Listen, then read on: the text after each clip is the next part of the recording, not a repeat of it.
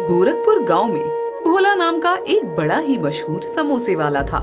वैसे तो वो समोसे का सिर्फ छोटा सा ठेला लगाता था, लेकिन उसके ठेले पर हमेशा लोगों की भीड़ लगी रहती थी। क्या भोला भैया, क्या स्वाद है आपके समोसे में। आखिर आप अपने समोसे में ऐसा कौन सा खास मसाला डालते हो जिससे कि आपके समोसे इतने स्वादिष्ट बनते हैं। खास मसाले के बारे में तुम्हें बता दूंगा तो तुम नहीं मेरे बगल में अपना समोसे का ठेला लगा लोगे। अपने खास मसाले की रेसिपी तो कभी किसी को नहीं बताऊंगा। अरे इसी मसाले से तो मेरा काम चल रहा है भाई। भोला की बात पर सभी ग्राहक हंसने लगते हैं। दिन भर ढेर सारे समोसे बेचकर भोला अपने घर जाता है तो उसकी बीवी मुंह फुलाकर बैठी हुई थी। अरे क्या हो गया? अरे कभी तो मुझे खुश दिखा करो। जब भी देखो तब मुंह फुला करके बैठी रहती हो। आज क्या हो गया? कितने दिन पहले मैंने आपसे कहा था कि मुझे एक हीरो का हार दिलवा दो, लेकिन हीरे तो छोड़ो, आपने तो मुझे एक सोने तक का हार नहीं दिलवाया। कभी तो मेरी कोई इच्छा पूरी कर दिया करो। हीरे और सोने को तो तुम ऐसा समझती हो कि पता नहीं कितने सस्ते में आते हैं। अरे अपने साल भर की कमाई से भी लोग ये सब चीज नहीं खरीद पाते हैं। जानती भी हो ये सब कितना महंगा आता है। हाँ हाँ, सब कुछ बहुत अच्छी तरह जानती हूँ। विमला बहन जी को भी तो उनके पति ने अभी कुछ दिन पहले ही हीरो का हार खरीद कर दिया था। तो क्या आप मेरे लिए एक हीरे का हार नहीं खरीद कर ला सकते? अरे तुम कहाँ मेरी तुलना उनसे कर रही हो। वो ठहरे इतने अमीर आदमी और मैं ठहरा एक समोसे बेचने वाला। अगर मेरे पास इतने पैसे होते तो मैं हमारे लिए एक ढंग का घर नहीं बना लेता। पता नहीं मैंने क्यों ही तुमसे शादी कर ली। जब देखो तब यही रोना रोते रहते हो। जब से शादी करके आई हूँ इस टूटी फूटी झोपड़ी में रह रही हूँ। मैं नहीं जानती, या तो मेरे लिए ढंग का घर बना लो या मुझे ढेर सारे गहने दिलाओ, वरना मैं तो अब अपने मायके ही जाकर रहूंगी और बच्चों को भी अपने साथ ही लेकर जाऊंगी। पैसों की वजह से भोला और जानकी के बीच में हर रोज लड़ाई होती थी। भोला समोसे बेचकर अच्छे पैसे तो कमाता था, लेकिन इतने भी नहीं कि वो अपनी पत्नी के इतने बड़े बड़े शौक पूरे कर सके। वो अपनी कमाई से अपने बच्चों को अच्छे स्कूल में पढ़ा रहा था और उनका खर्चा पानी भी ठीक चल रहा था, लेकिन फिर भी उसकी पत्नी को बिल्कुल भी संतुष्टि नहीं थी। कुछ दिन बाद भोला अपने परिवार के साथ बैठकर खाना खा रहा था कि तभी उसके दरवाजे पर उसका दोस्त हरीश आया। अरे हरीश, आज तो बड़े दिनों के बाद आना हुआ। इतने दिनों से मैं तुझे बुला रहा था। अच्छा हुआ जो तू आज आ ही गया। अरे भाई आना तो था ही यार, क्योंकि अगले महीने मेरे घर पर एक बहुत बड़ी पूजा है। मैंने शहर में अपना नया घर बनाया है ना, और अगले महीने गृह प्रवेश की पूजा है। तो तुझे भाभी जी और बच्चों को लेकर घर आना है, समझे? अरे हाँ हाँ, क्यों नहीं भाई। हम सब तेरे गृह प्रवेश की पूजा में आएंगे और नया घर बनाने के लिए तुझे बहुत बहुत बधाई हो। भगवान हमेशा तुझे ऐसे ही तरक्की दें। भोला तो अपने दोस्त हरीश की तरक्की देखकर खुश था, लेकिन उसकी पत्नी को किसी की तरक्की बर्दाश्त नहीं होती थी। हरीश जैसे ही उसे न्योता देकर आया, वैसे ही भोला की पत्नी फिर से उसके पीछे पड़ गई। पहले ये हरीश आपके साथ ही आपके समोसे के ठेले पर काम करता था, लेकिन अब देखो वो कहाँ पहुँच गया और आप कहाँ पर रह गए। आखिर ऐसी क्या कमी है आपके अंदर जो आज तक अमीर नहीं बन पाए और आपसे पीछे वाले लोग आपसे आगे निकल गए? अरे तुम्हें तो हर रोज लड़ने का बहाना चाहिए। वो आगे निकल गया, अरे इसमें उसका नसीब है, और मैं अपने जीवन में पीछे तो बिल्कुल नहीं रहा हूँ। अपने बच्चों को अच्छी शिक्षा दे रहा हूँ, अपने परिवार के लिए कड़ी मेहनत कर रहा हूँ, तब भी न जाने तुम्हें मुझसे क्या परेशानी है। तुम्हारे साथ तो 2 घड़ी बैठना ही बेकार है। मैं बाहर ही चला जाता हूँ। भोला थोड़ी देर के लिए बाहर घूमने के लिए चला जाता है। घूमते घूमते उसे एक रेस्टोरेंट दिखाई देता है। एक काम करता हूँ, आज सबके लिए रेस्टोरेंट से खाना पैक करवा लेता हूँ। जानकी को भी एक दिन खाना बनाने से छुट्टी मिल जाएगी और उसका गुस्सा भी थोड़ा शांत हो जाएगा। भोला रेस्टोरेंट के अंदर खाना पैक करवाने जाता है तो वो देखता है कि वहाँ पर उसका एक पुराना दोस्त योगेश बैठा है। अरे ये तो योगेश है। ये तो मुझे यहाँ बहुत दिनों के बाद दिखाई दिया। लगता है यहाँ पर खाना खाने के लिए आया है। भोला अपने दोस्त योगेश से बात करने के लिए जाता है। अरे योगेश, इतने दिनों के बाद दिखाई दिए। अगर तुम किसी के साथ नहीं आए हो तो आओ दोनों बैठकर चाय पीते हैं। अरे नहीं नहीं, मैं यहाँ पर किसी के साथ नहीं आया। दरअसल ये मेरा ही रेस्टोरेंट है। अभी कुछ दिन पहले ही मैंने इस रेस्टोरेंट की ओपनिंग की है। आओ आओ आओ, चलो बैठकर चाय पीते हैं। अरे वाह यार, तूने तो बहुत ही बड़ा रेस्टोरेंट खोल लिया। बहुत बहुत बधाई हो भाई। भोला वहाँ बैठकर चाय पीता है और अपने घर वालों के लिए वहाँ से खाना भी पैक करवा लेता है। घर जाकर वो जानकी को खाना दे देता है और जानकी को योगेश के नए रेस्टोरेंट के बारे में बताता है। तो उसके नए रेस्टोरेंट की बात सुनकर जानकी फिर भड़क जाती है। मुझे तो लगता है सारी तरक्की तुम्हारे दोस्त ही करने वाले हैं। तुम भी क्यों नहीं अपना रेस्टोरेंट खोल लेते हो? आखिर कब तक इस छोटे से ठेले पर समोसे बेचते रहोगे?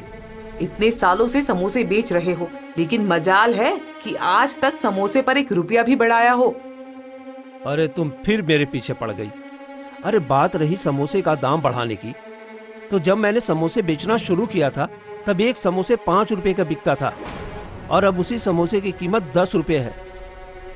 अब एक समोसे जितने का मिलना चाहिए उतने रुपए में ही तो मैं ग्राहक को बेचूंगा ना। जानकी फिर से भोला के साथ लड़ना शुरू कर देती है। उससे परेशान होकर भोला बाहर आंगन में जाकर सो जाता है।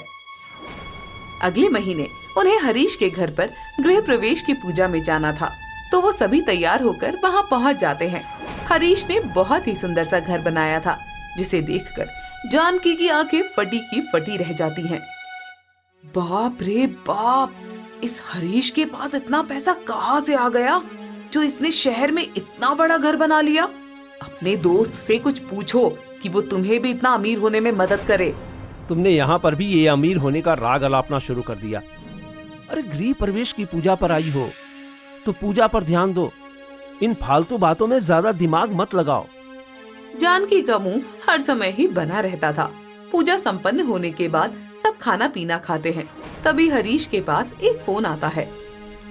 हेलो, अरे मैंने तुम लोगों को कितनी बार समझाया, इतने महंगे तेल का इस्तेमाल करने की जरूरत नहीं है। और तुम्हें किसने कहा कि देसी घी में मिठाई बनाने के लिए? अरे जो वनस्पति घी आया ना, उसी में मिठाई बना।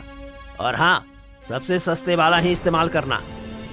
इतना कहकर हरीश फोन काट देता है। तभी भोला उससे पूछता है, हरीश, तुम अपनी दुकान में हमेशा सस्ते सामान का ही इस्तेमाल करते हो क्या, या किसी ने ऑर्डर देकर तुम्हें ऐसा करने को कहा है? अरे नहीं नहीं भोला, देखो तुम भी समोसे बनाने का काम करते हो, तो तुम भी समझते हो कि अगर हम लोग अच्छे और महंगे सामान का इस्तेमाल करने लगे तो हमारा मुनाफा तो होगा ही नहीं। ग्राहकों को तो बस अच्छे स्वाद से मतलब होता है। मिठाई बनने में कैसा घी कैसा तेल का इस्तेमाल हो रहा है उससे उन्हें क्या मतलब। अरे लेकिन ये तो गलत बात है ना हरीश। तुम्हारे यहाँ पर इतनी बड़ी मिठाई की दुकान है और तुम ग्राहकों से अच्छे पैसे भी लेते हो, तो फिर तुम्हारा भी तो कर्तव्य बनता है ना कि तुम ग्राहकों को अच्छा सामान ही दो। अरे तो कौन सा मेरे यहाँ की मिठाई खाकर लोग बीमार हो रहे हैं, सब बिल्कुल तंदुरुस्त हैं। और देखो, काम में अपना मुनाफा तो देखना ही पड़ता है। अब अगर मैं ईमानदारी से काम करता तो क्या शहर में इतना बड़ा घर ले पाता? अरे शहर में तो छोड़ो, मैं तो गांव में भी घर नहीं ले पाता। इसलिए अगर अपने जीवन को सुखी बनाना है तो थोड़ा बहुत घोटाला तो करना ही पड़ता है ना। यही बात मैं इन्हें न जाने कब से समझा रही हूँ, लेकिन इनके ऊपर तो ईमानदारी का भूत सवार है। अरे क्या फायदा ऐसी ईमानदारी का जो हमें एक अच्छा जीवन ही ना दे पाए। इन्हें भी थोड़ा ज्ञान दो ताकि ये भी थोड़ी बेईमानी करे और हमारा जीवन थोड़ा आसान हो जाए। सब लोग भोला को उसकी ईमानदारी के लिए ताने मारने लगते हैं कि आज के जमाने में इतना ईमानदार होने का कोई फायदा नहीं, और जो बात किसी इंसान को बार बार कही जाए तो कहीं न कहीं इसका असर उसके दिमाग पर होने लगता है। कुछ दिन बीतते हैं, तभी एक दिन क्या करूं, ये मैदा तो खराब हो गया। अब तो इसे कोई दुकानदार खरीदेगा भी नहीं। इस सारे मैदे में तो कीड़े लग गए हैं। इसे फेंकने के अलावा मेरे पास कोई रास्ता नहीं है। अरे नहीं नहीं जी, आपको ये मैदा फेंकने की कोई जरूरत नहीं है। आटा छानने वाली छन्नी से ये मैदा छान देती हूँ। उसके बाद कीड़े इसके अंदर से निकल जाएंगे तो किसी को कुछ पता थोड़े ना चलेगा। अरे लेकिन अगर इसे कोई खाएगा तो बीमार हो जाएगा। न जाने इसके अंदर कितने दिन से कीड़े लगे हुए थे। अरे अगर इसे खाकर कोई बीमार हो भी जाएगा तो हमें इससे क्या लेना देना, हमें तो इसे बेचने से मतलब है। मैं अभी इसे छान कर लाती हूँ। दुकानदार की पत्नी कीड़े लगे हुए मैदे को छानकर वापस बोरे में भर देती है। भोला की दुकान पर भी समोसे बनाने के लिए मैदा खत्म हो गया था, तो वो दुकानदार के पास मैदा खरीदने के लिए जाता है और दुकानदार उसे वही मैदा उठाकर दे देता है। भोला को इसके बारे में कोई जानकारी नहीं थी और वो अगले दिन उसी मैदा से समोसे बनाकर तैयार करता है। अरे पता नहीं भोला भैया, आज आपके हाथ के समोसे कुछ अजीब लग रहे हैं। ऐसा लग रहा है कि आपने समोसा बनाने के लिए खराब मैदा का इस्तेमाल किया है। हाँ भैया, आज मुझे भी समोसे से बदबू आ रही है। मुझे तो लगता है कि बाकी दुकानदारों की तरह अब आपके अंदर भी लालच आ गया है, इसलिए आप अब घटिया सामान का इस्तेमाल करने लगे हो। अरे आप लोग क्या बोल रहे हो? जितनी ईमानदारी से मैं अपना काम करता हूँ उतनी ईमानदारी से कोई भी दुकानदार अपना काम नहीं करता होगा। आज तक मैंने समोसे बनाने के लिए कभी खराब सामान का इस्तेमाल नहीं किया है और आप मुझ पर ऐसा इल्जाम लगा रहे हो। हम आपके ऊपर कोई झूठा इल्जाम नहीं लगा रहे हैं, हमें जो लग रहा है वही बोल रहे हैं। अगर ये समोसे खाकर हमारी तबीयत खराब हुई ना तो हम आपको छोड़ेंगे नहीं। ग्राहक भोला से जब ये सब बातें कहते हैं तो उसे बहुत बुरा लगता है, लेकिन उस दिन उसके ठेले पर जिस भी ग्राहक ने वो समोसे खाए थे वे सब के सब अगले दिन बीमार हो गए और उन लोगों ने पुलिस में भोले की शिकायत कर दी। पुलिस अगले दिन आई और भोले को पकड़ कर ले गई। इंस्पेक्टर साहब, मैं बिल्कुल सच कह रहा हूँ। मैंने समोसे बनाने में किसी घटिया सामान का इस्तेमाल नहीं किया। कल मेरे पास समोसे बनाने के लिए मैदा खत्म हो गया था तो मैं दुकान से मैदा लेकर आया था। हो सकता है उसी के अंदर कोई गड़बड़ हो। तो मुझे बेवकूफ समझता है क्या? तुम सारे दुकानदार एक जैसे होते हो और उस मैदे वाले ने भी तुम्हें तभी घटिया मैदा दिया होगा जब तुमने उसे घटिया मैदा मांगा होगा। उस दिन तुम जेल में रहो तभी तुम्हारी अकल ठिकाने आएगी। भोला पुलिस इंस्पेक्टर को समझाने की कोशिश करता है, लेकिन वो उसकी बात नहीं सुनता। जब भोला की पत्नी को ये बात पता चलती है तो वो जैसे तैसे पैसा इकट्ठा करके वकील को लेकर पुलिस स्टेशन आती है और भोला की जमानत करवाकर उसे घर वापस ले आती है। क्या फायदा हुआ इतने साल से ईमानदारी से काम करने का, जब एक दिन के ऊपर तुम्हारे सारे ग्राहक तुम्हारे खिलाफ हो गए। किसी ने भी तुम पर भरोसा नहीं किया। अरे इससे अच्छा तो ये होता कि तुम कभी ईमानदारी से काम ही ना करते, तो ऐसा होने पर तुम्हें इतना बुरा तो नहीं लगता। तुम ठीक कह रही हो जानकी, इस दुनिया में ईमानदारी के लिए कोई जगह नहीं है। एक ईमानदार आदमी से भूल में भी यह गलती हो जाए ना तो लोग उसे माफ नहीं करते। मैंने हमेशा लोगों के लिए सोचा, कभी अपने लिए नहीं सोचा, लेकिन उसके बदले में लोगों ने क्या किया? पुलिस में मेरी कंप्लेन कर दी। अब से मैं सिर्फ अपने बारे में सोचूंगा, किसी और के बारे में कभी नहीं सोचूंगा। इस बात का भोला के दिमाग पर बहुत गहरा असर होता है और बाकी दुकानदारों की तरह वो भी लालच करना शुरू कर देता है।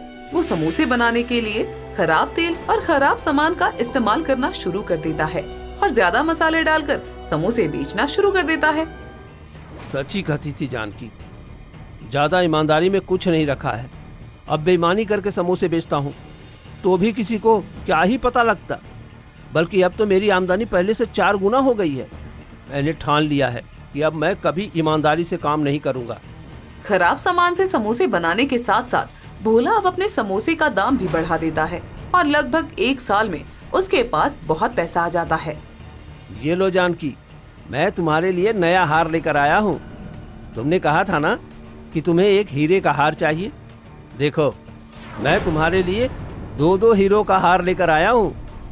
मैंने तो कभी अपने सपने में भी नहीं सोचा था कि मुझे भी कभी हीरो का हार पहनने को मिलेगा, लेकिन वो कहते हैं ना, रातों रात किस्मत कब पलट जाए कुछ पता नहीं। तुमने सच कहा, लेकिन अगर मैं आज भी वही ईमानदारी के रास्ते पर चलता रहता तो मेरे हाथ में कुछ नहीं आता।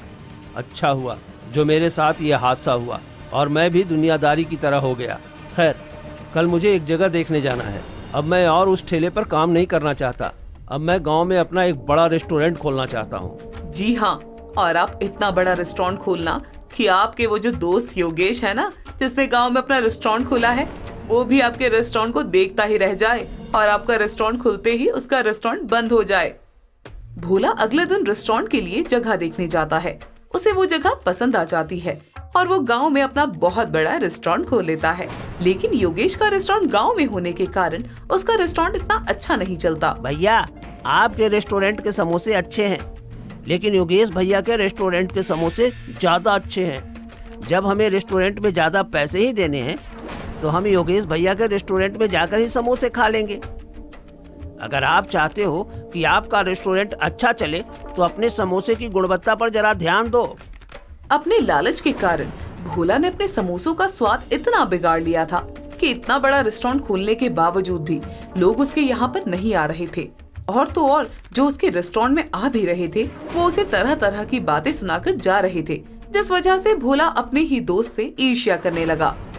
उस योगेश के रेस्टोरेंट की वजह से मेरा रेस्टोरेंट नहीं चल पा रहा है। मैं अच्छी तरह जानता हूँ कि वो भी अपने रेस्टोरेंट में खाना बनाने के लिए घटिया सामान का ही इस्तेमाल करता है, लेकिन फिर भी लोगों को न जाने मुझसे क्या दिक्कत है। इस पूरे गांव में सिर्फ मेरा और योगेश का ही रेस्टोरेंट है, और अगर उसका रेस्टोरेंट ही न रहे तो गांव में मेरा रेस्टोरेंट अच्छे से चल पाएगा। जब लोगों के पास कोई ऑप्शन ही नहीं होगा तो उन्हें मेरे पास आना ही पड़ेगा। भोला रघु नाम के एक गुंडे को बुलाता है और उसके हाथ में कुछ पैसे देकर कहता है, देख, अपना काम बहुत ध्यान से करना। आज रात को उसका रेस्टोरेंट तहस नहस हो जाना चाहिए। और आप बिल्कुल चिंता मत करो साहब, आज रात ये रघु उसके रेस्टोरेंट का खल्लास कर देगा। रघु पैसे लेकर चला जाता है और रात को मौका पाकर योगेश के रेस्टोरेंट को जला देता है। योगेश का रेस्टोरेंट जलकर राख हो जाता है और रेस्टोरेंट में रखे सिलेंडर भी ब्लास्ट हो जाते हैं। तभी उसी रात अचानक भोला के रेस्टोरेंट में भी अपने आप आग लग जाती है और उसके रेस्टोरेंट में रखे सिलेंडर भी ब्लास्ट हो जाते हैं। अगले दिन जब वो अपने रेस्टोरेंट में जाता है तो अपने रेस्टोरेंट की हालत देखकर वो माथा पकड़कर कहीं पर बैठ जाता है। हे भगवान, ये क्या हो गया? अरे मैंने तो उस रघु को योगेश का रेस्टोरेंट जलाने के लिए कहा था, लेकिन उसके रेस्टोरेंट के साथ साथ मेरा रेस्टोरेंट जलकर कैसे राख हो गया? यहाँ भोला अपना सर पकड़कर बैठा था और वहाँ बेचारा योगेश इतनी मेहनत से बनाए अपने रेस्टोरेंट को देखकर रो रहा था। अरे आज तक मैंने इतनी ईमानदारी से काम किया, लेकिन फिर भी मेरे साथ ऐसा हुआ। अभी तक तो मैंने अपने रेस्टोरेंट का लोन भी नहीं चुकाया था और मेरा रेस्टोरेंट बुरी तरह से जलकर राख हो गया।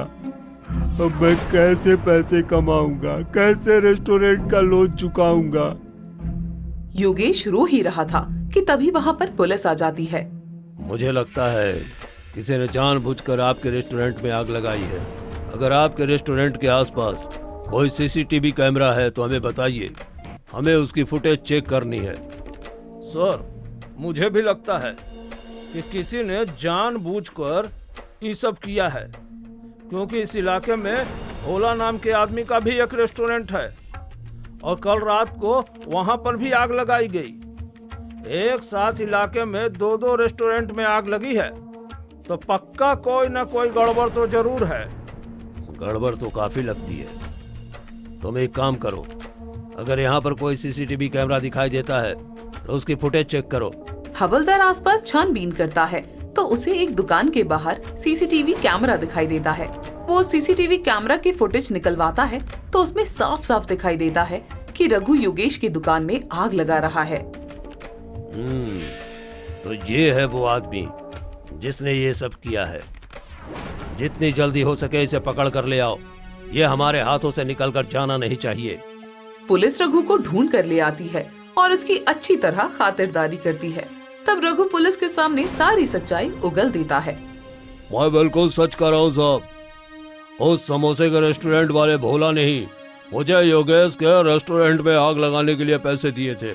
रघु जब सारी सच्चाई उगल देता है तो पुलिस रघु की गवाही के आधार पर भोला को पकड़कर ले जाती है और जब भोला की अच्छी तरह खातिरदारी होती है तो वो खुद सब कुछ कबूल कर लेता है। पुलिस उसे अच्छी खासी सजा सुनाती है, लेकिन योगेश बेचारी की तो इसमें कोई गलती ही नहीं थी, तो उसे इंश्योरेंस कंपनी उसके नुकसान की भरपाई करने में मदद करती है। जहाँ भोला योगेश का बुरा करने चला था, अपने लालच के चक्कर में वो अपना ही बुरा कर बैठता है और उसे अपने लालच की अच्छी खासी सजा मिल जाती है। ये कहानी है लालची बिरयानी वाला। गोलपुर नाम के एक छोटे से गांव में करीम नाम का एक आदमी रहता था। वो गांव में बिरयानी बेचता था और उसकी बिरयानी लोगों को बहुत पसंद थी। करीम चिकन बिरयानी बनाकर बेचता था, जिसकी खुशबू पूरे गांव में फैल जाती थी।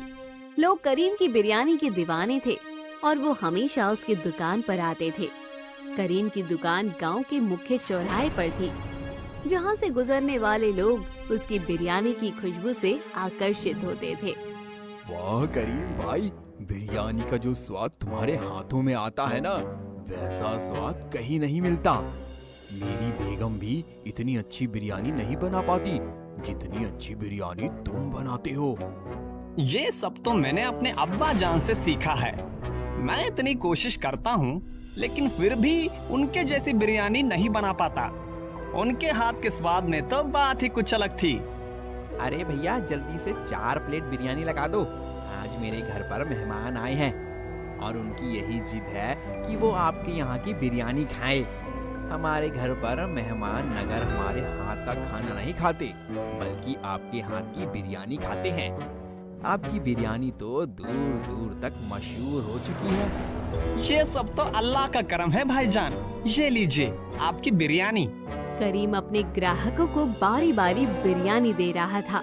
तभी करीम के ठेले पर एक आदमी आता है। करीम उसे देखते ही पहचान जाता है कि वो उसका पुराना पड़ोसी अब्दुल है, जो पहले इसी गांव में रहता था, लेकिन कुछ समय पहले गांव छोड़कर चला गया था। अरे अब्दुल भाई, तुम यहाँ कैसे? तुम्हें यहाँ देखकर मुझे बहुत खुशी हो रही है। आज कितने दिनों बाद मैंने तुम्हें देखा। क्या तुम वापस गांव में रहने के लिए आ गए हो? अरे नहीं भैया, मैं बस कुछ समय के लिए गांव आया हूँ। लेकिन मैंने सुना है कि गांव में तुम्हारी बिरयानी बहुत ही ज्यादा मशहूर है। तुमने तो कुछ ही समय में बहुत तरक्की कर ली। हाँ अब्दुल भाई, बस खुद की रहमत है। सो तो है। वैसे तुम्हारी बिरयानी की खुशबू तो पूरे गांव में फैली हुई है और इस बिरयानी की खुशबू से मेरे मुंह में पानी आ रहा है। जरा थोड़ी सी बिरयानी हमें भी खिला दो। बिल्कुल अब्दुल भाई, तुम्हारे लिए तो मैं बिरयानी की सबसे स्पेशल प्लेट लगाऊंगा। और बताओ, घर में सब कैसे हैं? वो सब तो ठीक है, लेकिन मैं उन्हें यहाँ पर नहीं लेकर आया। वो सब शहर में ही हैं। मैं तो यहाँ कुछ काम के सिलसिले में आया हूँ। अच्छा, ये लो अब्दुल भाई, बिरयानी खाओ।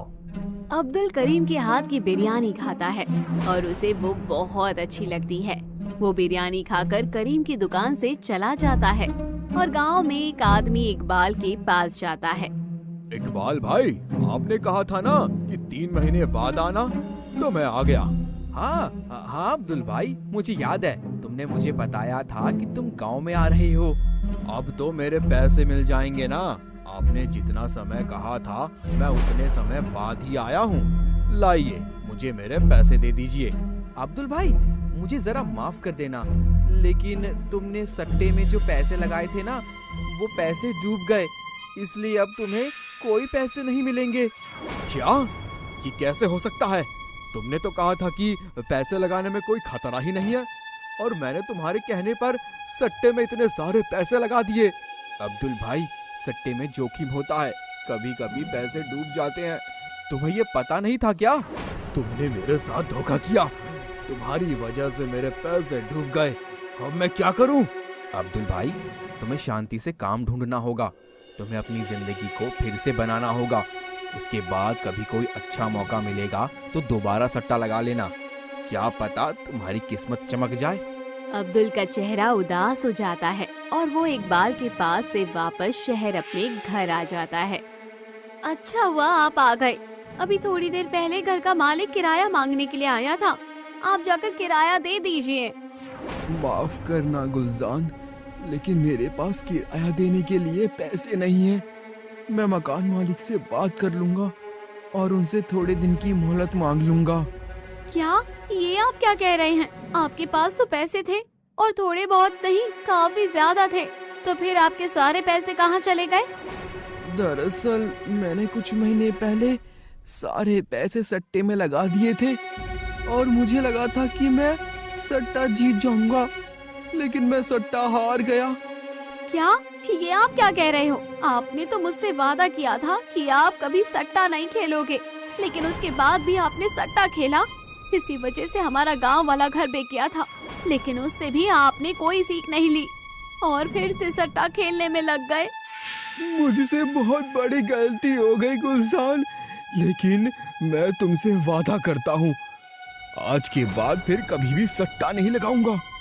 आपने तो पिछली बार भी मुझसे यही कहा था कि लेकिन फिर से सट्टा खेला।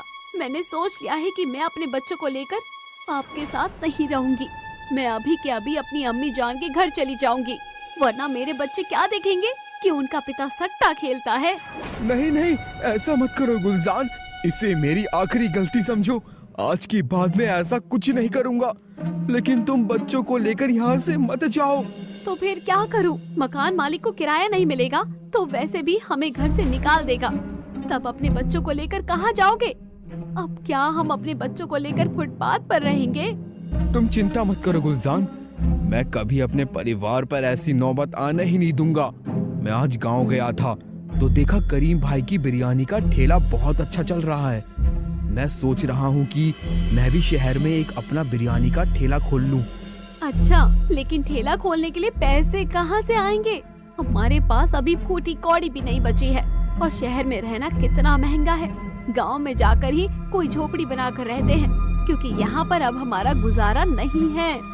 तुम ठीक कहती हो गुलजान, गांव में रहेंगे तो छोटा मोटा काम करके कुछ तो काम चला ही लूंगा, लेकिन यहाँ पर नहीं रह पाऊंगा। अब्दुल अपने परिवार को लेकर गांव वापस आ जाता है और एक छोटी सी झोपड़ी बनाकर गांव में रहने लगता है। आज मैं गांव के जमींदार के पास जाऊंगा और उनसे कुछ पैसे उधार पर ले लूंगा। उससे अपना छोटा सा बिरयानी का ठेला खोल लूंगा। गांव में जब रहीम भाई का बिरयानी का ठेला इतना अच्छा चल रहा है तो मेरा ठेला भी बहुत अच्छा चलेगा। ठीक है, अगर आप इस बार मेहनत और ईमानदारी से काम करना चाहते हो तो मैं आपका साथ जरूर दूंगी।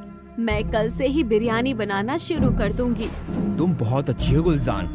अच्छा, अब मैं जमींदार साहब के पास जाता हूँ। अब्दुल जमींदार साहब के पास पैसे उधार लेने के लिए जाता है। मैं तुम्हें उधार पर पैसे सिर्फ इसलिए दे रहा हूँ क्योंकि मुझे तुम्हारे परिवार को देखकर उन पर तरस आ रहा है। वैसे तुम जैसे सट्टे लगाने वाले आदमी को तो मैं कभी उधार के पैसे न दूं, लेकिन समय पर मेरे पैसे वापस कर देना, वरना तुम्हारे लिए ठीक नहीं होगा। आप बिल्कुल चिंता मत कीजिए जमींदार साहब, मैं आपके पैसे समय पर ही लौटा दूंगा। मुझे उधार पर ये पैसे देने के लिए आपका बहुत बहुत शुक्रिया। अब्दुल जमींदार साहब से पैसे लेकर आ जाता है और बाजार में बिरयानी खरीदने का सामान लेने के लिए जाता है। अरे भैया, जरा 5 किलो गोश्त तो तौल देना। अरे वाह, 5 किलो गोश्त! आज घर पर तुमने कोई दावत रखी है क्या अब्दुल भाई? अरे नहीं नहीं भैया, कोई दावत नहीं रखी है, बल्कि कल से मैं अपना बिरयानी का ठेला गांव में लगाने वाला हूँ ना, तो बस उसी के लिए गोश्त और बाकी का जरूरी सामान खरीदने के लिए आया हूँ। अरे वाह, ये तो तुमने बहुत ही अच्छा सोचा। मैं तुम्हारे लिए दुआ करूंगा कि तुम्हारा काम बहुत अच्छा चले। आपका बहुत बहुत शुक्रिया भाईजान। अब्दुल सामान लेकर घर आ जाता है। अगले दिन सुबह सुबह उसकी पत्नी बिरयानी बनाना शुरू करती है।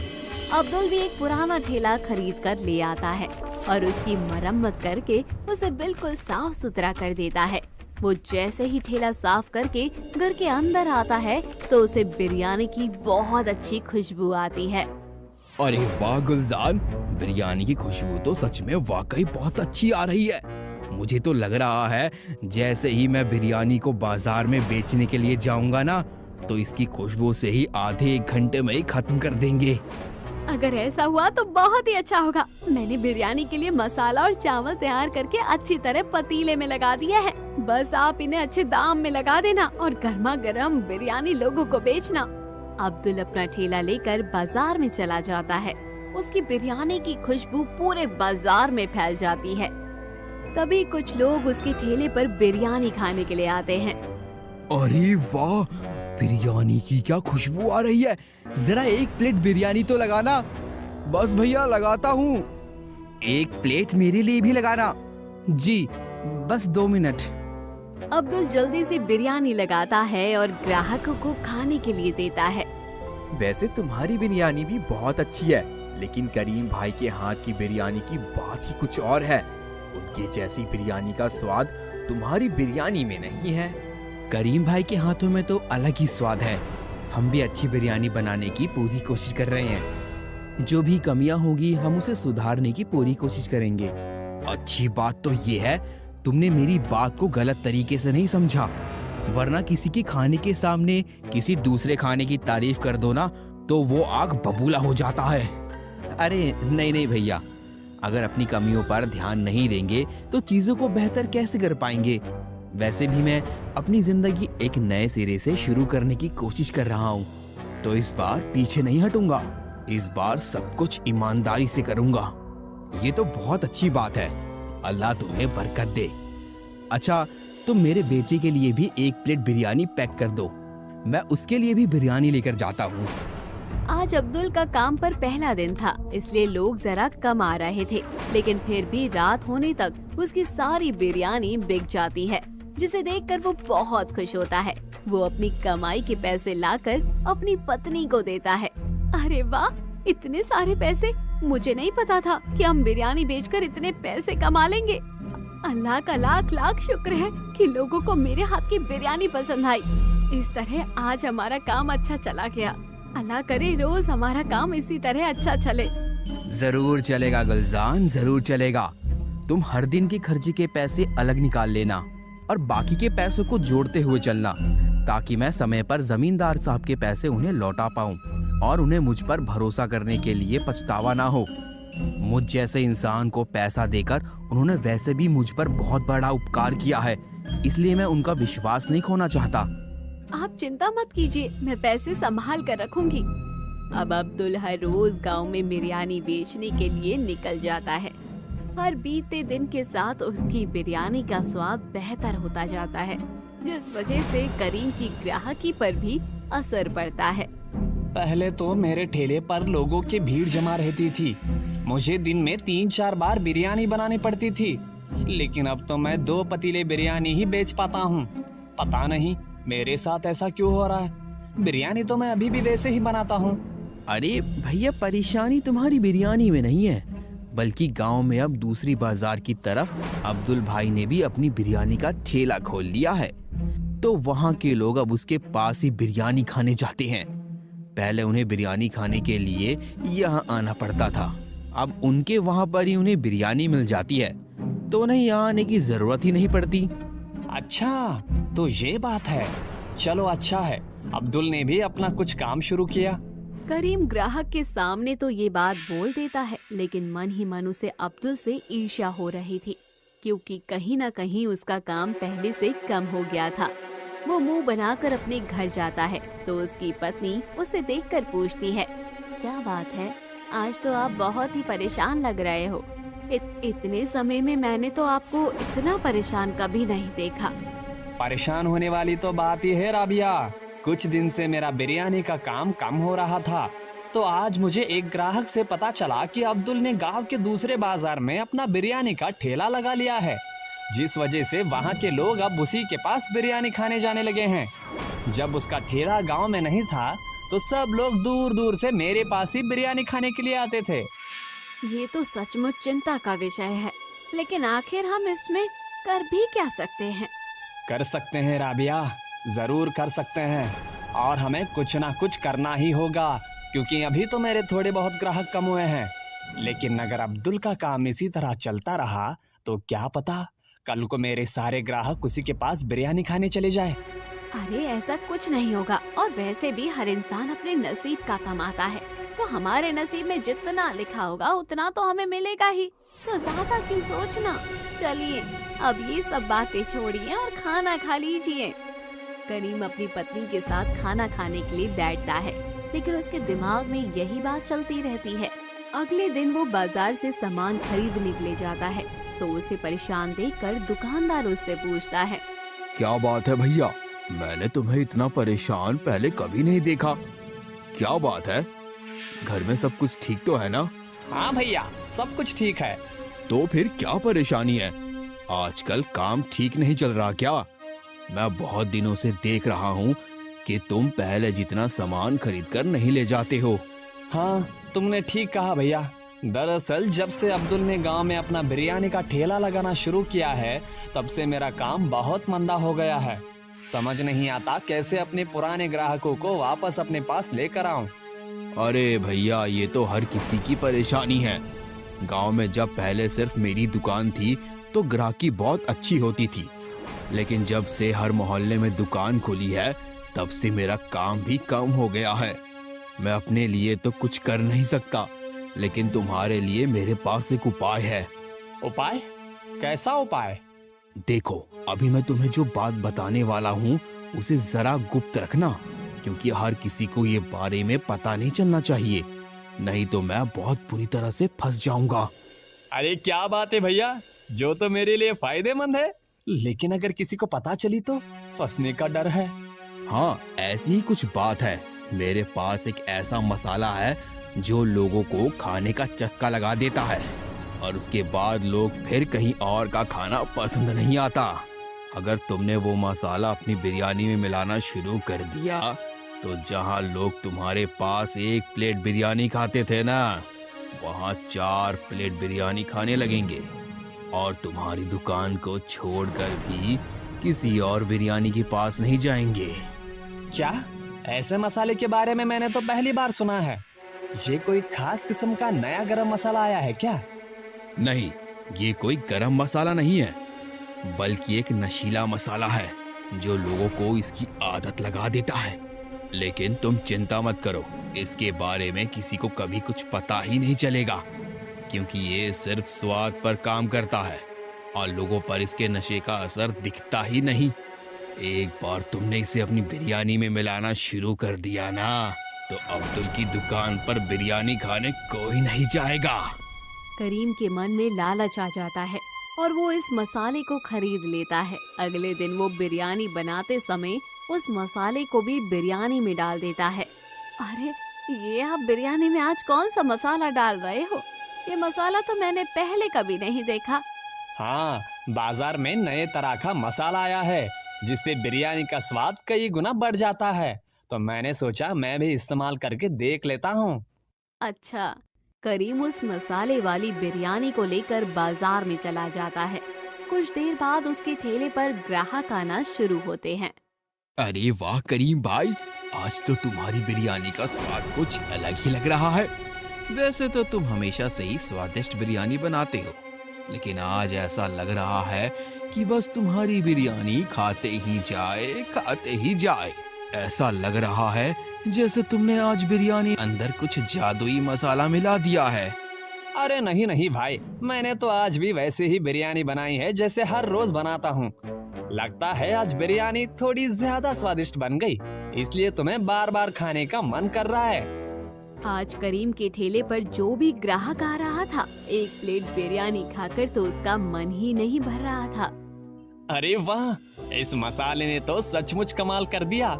जो ग्राहक हर रोज मेरे यहाँ पर आकर 1 प्लेट बिरयानी खाते थे, आज वही ग्राहक 3-3, 4-4 प्लेट बिरयानी खा रहे हैं। लेकिन जो ग्राहक अब्दुल के पास चले गए हैं, उन्हें वापस लाने के लिए कोई ना कोई तरकीब तो निकालनी होगी। अरे हाँ, एक काम करता हूँ, गांव में मुफ्त बिरयानी बांटता हूँ।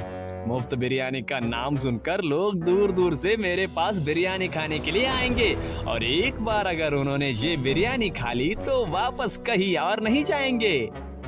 ये सोचकर अब करीम अगले दिन गांव में मुफ्त बिरयानी बांटता है, जिस वजह से पूरा गांव उसके यहाँ बिरयानी खाने के लिए आता है और नशीले मसाले की वजह से लोगों को उसकी बिरयानी का चस्का लग जाता है, जिस वजह से लोग अब्दुल के पास ना जाकर सिर्फ करीम के पास ही बिरयानी खाने जाते थे। अरे अब्दुल, क्या बात है? आजकल तुम्हारी दुकान पर ग्राहक दिखाई ही नहीं देते। पता नहीं भैया ऐसा क्यों हो रहा है, लेकिन जब से करीम भैया ने गांव में मुफ्त बिरयानी बांटी है, तब से कोई भी ग्राहक मेरे ठेले के पास बिरयानी खाने के लिए आता ही नहीं। जबकि मैं तो बिरयानी बनाने के लिए बिल्कुल शुद्ध ताज़ा सामान इस्तेमाल करता हूँ और बिरयानी भी स्वादिष्ट बनाता हूँ। ये बात तो अजीब है, मुझे तो इसमें कोई गड़बड़ लगती है। खैर तुम चिंता मत करो, तुम्हारा काम जल्दी अच्छा चलेगा। शुक्रिया भैया। जो ग्राहक अभी अब्दुल की दुकान पर आया था उसका बड़ा भाई पुलिस इंस्पेक्टर था। वो ये बात अपने बड़े भाई को बताता है तो उसके भाई को ये बात बहुत अजीब लगती है। वो करीम की दुकान का बिरयानी सैंपल लैब में भेजता है तो उसे पता चलता है कि करीम बिरयानी में नशीला मसाला मिलाता है, जिस वजह से लोग उसकी बिरयानी खाने को मजबूर हो जाते हैं। अगले दिन पुलिस इंस्पेक्टर करीम के ठेले पर जाते हैं। गिरफ्तार कर लो इसे। क्या? ये आप क्या कह रहे हैं इंस्पेक्टर साहब? मैं तो एक मामूली सा बिरयानी वाला हूँ। भला आप मुझे गिरफ्तार क्यों करना चाहते हैं? मैंने क्या किया है? अपनी दुकानदारी को बढ़ाने के लिए तुमने अपनी बिरयानी में नशीले मसाले का इस्तेमाल किया है। तुम्हें इतना भी नहीं पता कि इस मसाले के इस्तेमाल से लोगों की किडनी और लिवर खराब हो सकता है। तुमने बहुत बड़ा जुर्म किया है। हम अभी के अभी तुम्हें गिरफ्तार करेंगे। करीम के लालच की वजह से आज वो गिरफ्तार हो जाता है और साथ में जो दुकानदार उसे ये मसाला देता है पुलिस उसे भी गिरफ्तार कर लेती है। और अपने लालच के कारण करीम ने अपना सब कुछ खो दिया था और अब्दुल ईमानदारी के रास्ते पर चलकर आगे बहुत तरक्की हासिल करता है। तो दोस्तों कहानी यहीं खत्म होती है। कहानी कैसी लगी कमेंट बॉक्स में जरूर बताइए। चैनल को जरूर सब्सक्राइब कीजिए।